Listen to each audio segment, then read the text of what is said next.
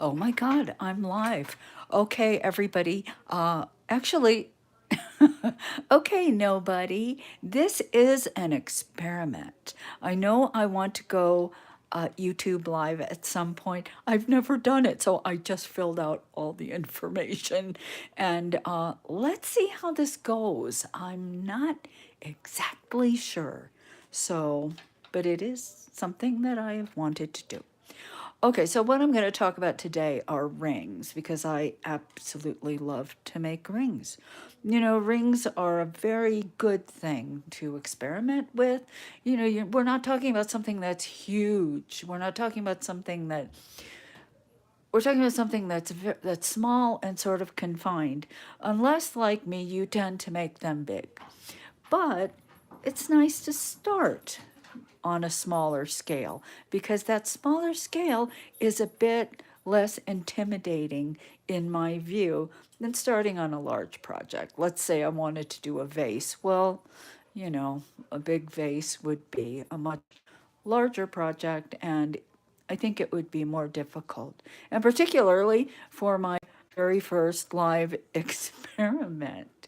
So here we go.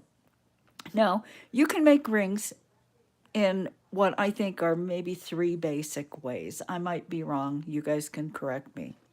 One is simply to cover an existing form like this. This is a stainless steel ring, and I think that, you know, I think you can find these pretty easily, and you might be able to find them on sale too, because a lot of these rings will have patterns on them, and many times the patterns are so ugly that the rings don't sell. So you might be able to find them on sale.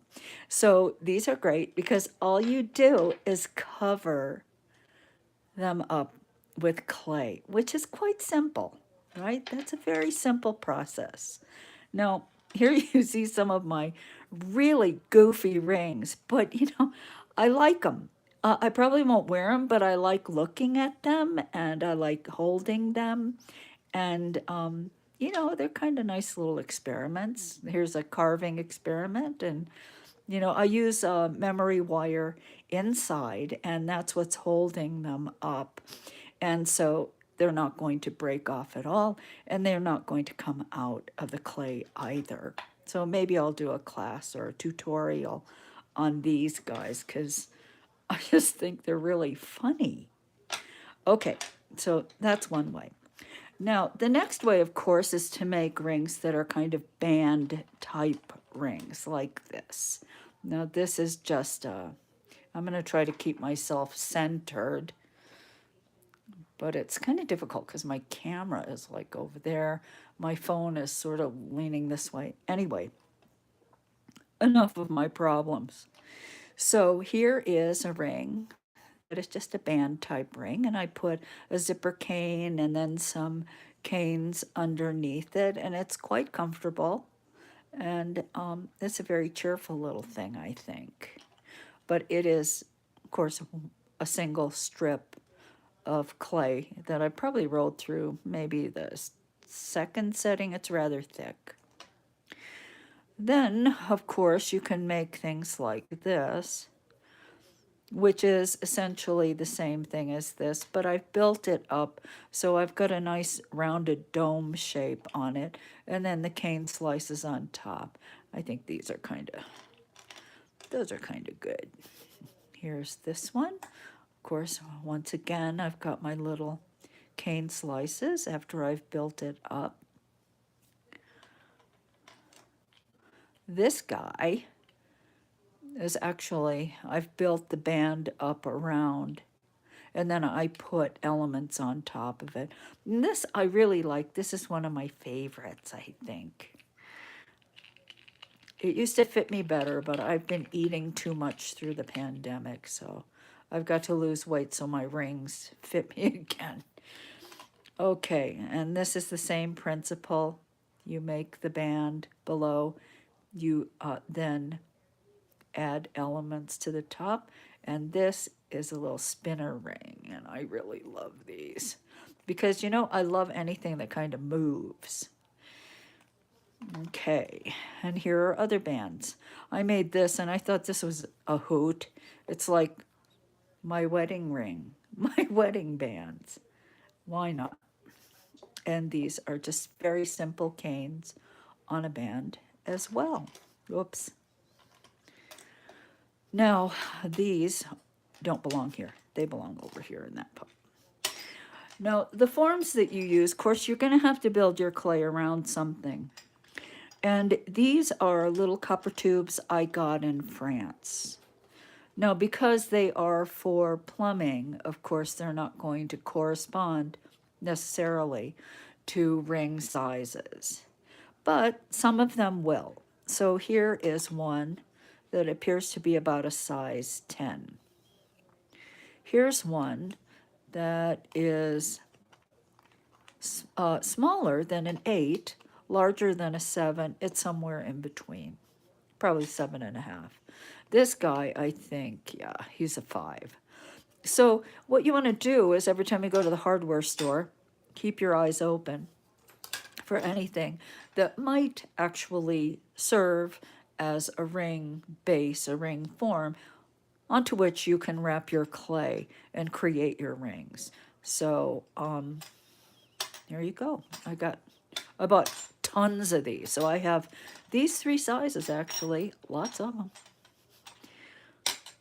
All right, so let's move on to the third way. And judging from this pile, I think you get the picture that this is the way I mostly build my rings.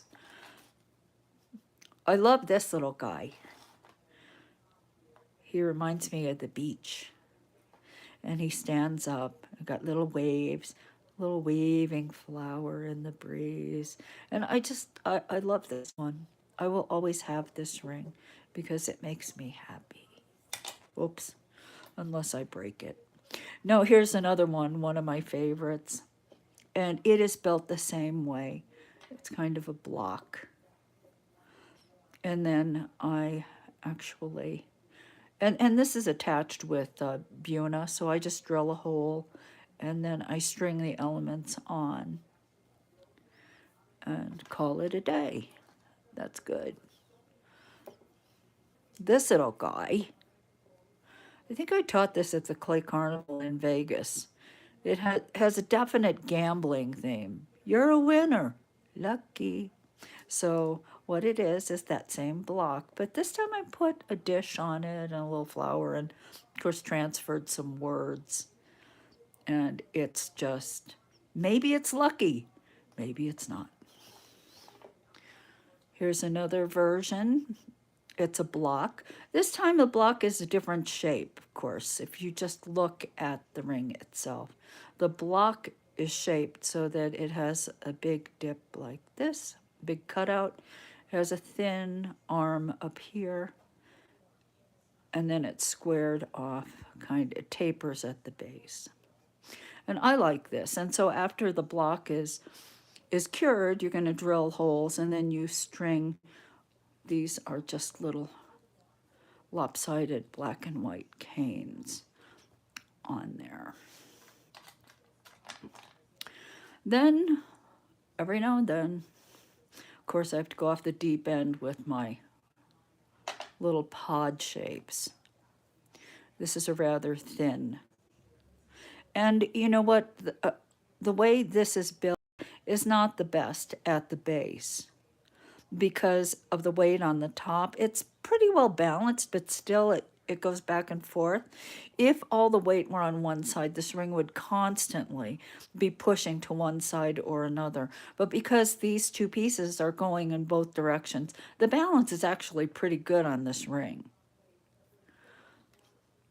But it's better, much better, to make a base that curves out like this.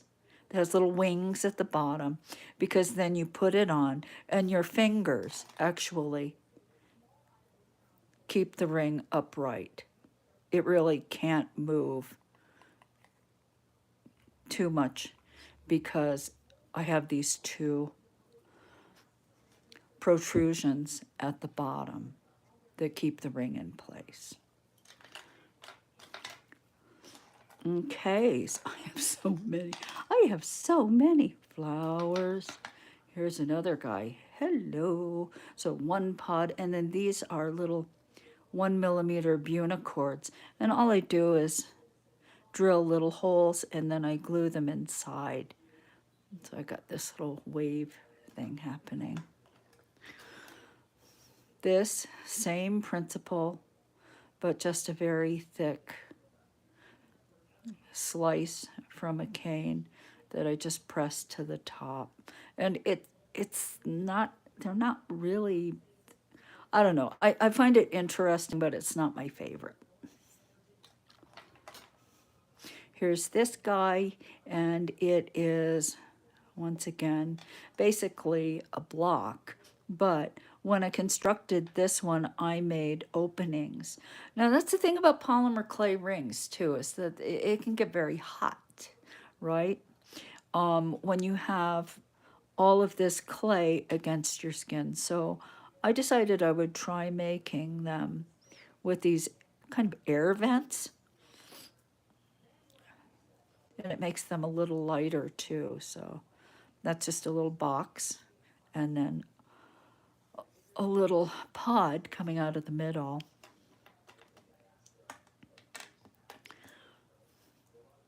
Now the way this is constructed, I've actually left an open box at the top so that I can put little messages. And I think I must have been kind of feisty that day. Fight like a girl, no guts, no glory, and be brave. So honestly, I haven't worn it, but I do look at it every now and then. Okay, and this is held together. There's bunicord running through. There are holes at the bottom of each of these little messages, and then I made 2 tiny black clay balls, drilled holes in, and then glued them like that. So I've got, that's what's holding everything together. Okay, now you can also make, and I like these a lot, stacking rings. This is so simple. You're just going to make a sheet, then you cut the shape out, then you sand it. So here are some stacky rings. Very easy to make and comfortable and good. This has already been a tutorial. This is the faux bone. This one, I don't know what I was thinking. It's kind of like Star Trek kind of thing. It's like an antenna. Like so. I just love making rings. So I make a lot of them. This is just a block ring. Very simple stuff.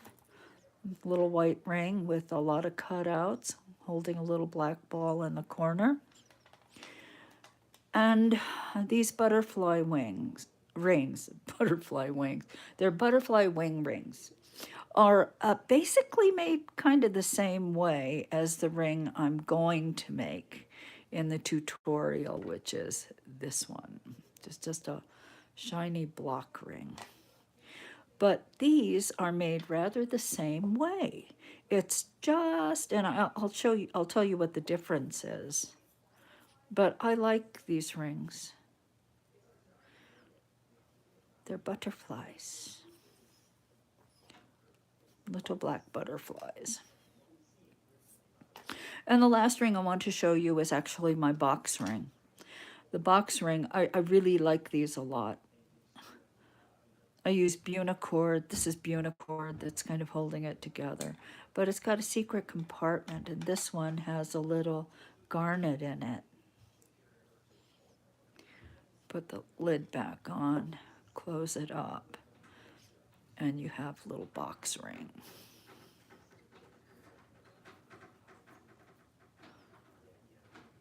Okay, so there's just a brief overview of rings. Now I have all these rings that I have to put somewhere. Maybe I'll put them back in their ring box.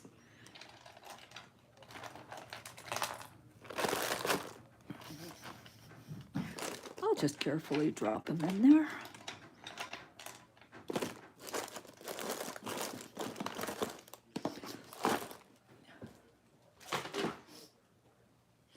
And, you know, kind of the thing is, I don't wear a lot of rings. I just wear my wedding ring and, you know, this little ring. And lately I have been wearing the ring with the scarab or the beetle on it. But I don't wear them a lot. I like making them, and I like them as objects that I can look at. And sometimes there are challenges too. This was kind of a challenge, this ring, because it's a block, but then it's cut out and this little box is inserted inside. So that was kind of difficult to do correctly because I wanted the box to be completely straight, and I wanted, you know, you don't want it tilting one way or another. And so sometimes, you know, you make these small things like rings, but you can overcome some technical difficulties on a small scale and learn things from it. Okay. All right. So first of all, I'm going to show you how these are made. Because even though it's a block, it is a block of clay, I have found that the easiest way is to make the outside of the ring first. And then after it's cured, to fill the middle with raw clay. Now, this strategy is especially helpful if you are using a clay that's very soft. Because a clay that's very soft is going to be difficult to to form a shape like this without having it thin in parts, or maybe it flops over. Maybe it's more difficult to cut and chop away at very soft clay than it is to do that with a clay that's more rigid. And I think that that makes perfect sense. So this ring was made just this way, by doing the outside first and then filling the inside. This one is in progress, and I made it in gray because you can see it more easily. This has to, a lot more sanding has to be done here, as you can see. A lot more sanding here and here, and particularly sanding the opening. This is also in progress, almost done, but I have to sand the opening. Okay. Now, I said that these butterfly rings were made the same way. Well, they are, because of course this is just one wing, one wing. And when I bake them on a form so that they sort of curve out. And then these rings are joined at the base with raw clay. But I want a certain amount of movement and give in the wing itself. This butterfly wing ring, I really like this one. But what I did was I cut the original shape, and then I cut these compartments, these little pieces out. So I think it's a little more interesting. And if you did something like this, you might even choose to fill these little cutouts. Hello, Izzy. I'm doing a YouTube live right now. Oh, okay. Everybody, Izzy just entered the room, and Louie is going crazy. Okay, kid, can I talk to you in a few minutes? Oh, yeah. No worries. Okay, all right. All right. Okay, so today it's just going to be, let's just make it, well, I will end soon, and then I will start up again later, because I do have to address Izzy. He's doing some mitigation around the house for us. All right, so I think that's a pretty good overview of what happens here. Here's a square one, and I even make the block rings this way sometimes. Sometimes I make the two sides and then fill the middle. Particularly if you have that cutout situation going that I showed you. You need to do the two sides first You put them together over a thick slab and you cut away parts so that you create these openings in the ring itself. But first, let's quickly make our pattern. Now, my fingers, I think I'm probably about a 7. See, I fit a 7, but my little fat fingers will slide through the acrylic.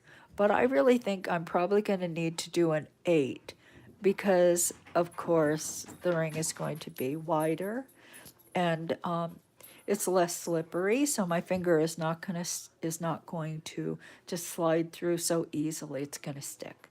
So I'm going to do 8. So first I'm going to draw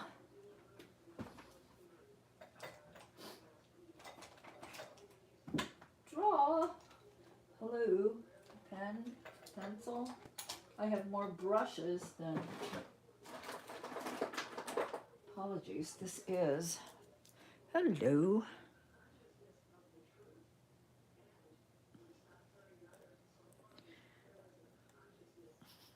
Like so. And you know what? I think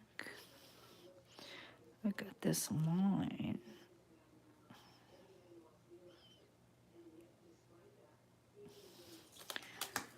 So that appears to be about the middle.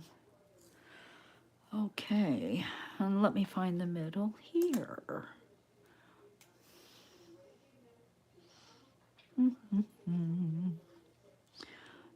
You know, I see something. Next time I have these run, I'm going to have cross lines.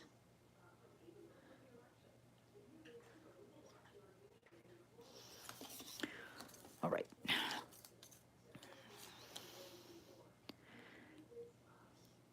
This is hard for me to see.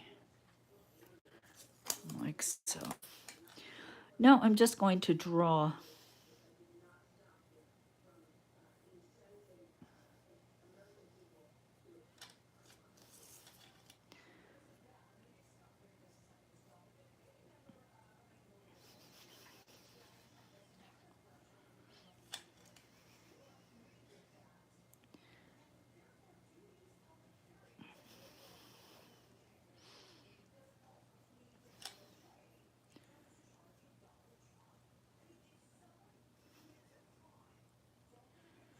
the shape.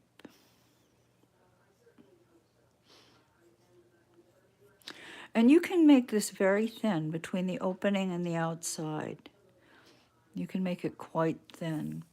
Nothing's worse than having a ring where you can't close your fingers. And because the ring is really pretty balanced, you know, I've got a point at the top. I don't have to flare the bottom. I don't think, these rings when I wear them do not turn.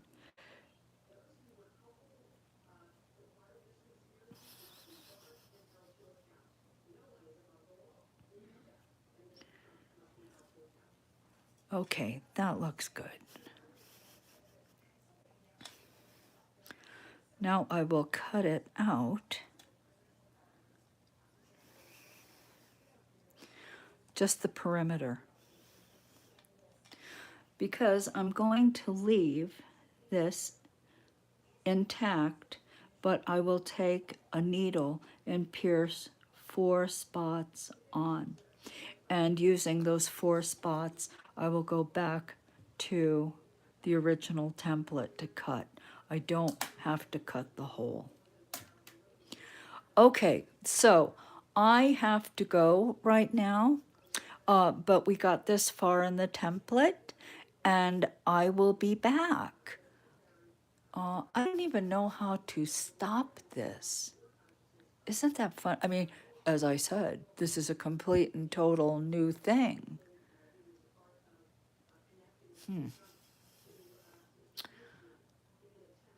I don't know. I don't know how. Maybe the little X in the corner? Okay, you guys, If anybody is there, thank you very much for watching. I promise I am going to finish this. I will do it this afternoon, and I believe it's being recorded. So until later, I'm pushing this little X. Okay, yeah.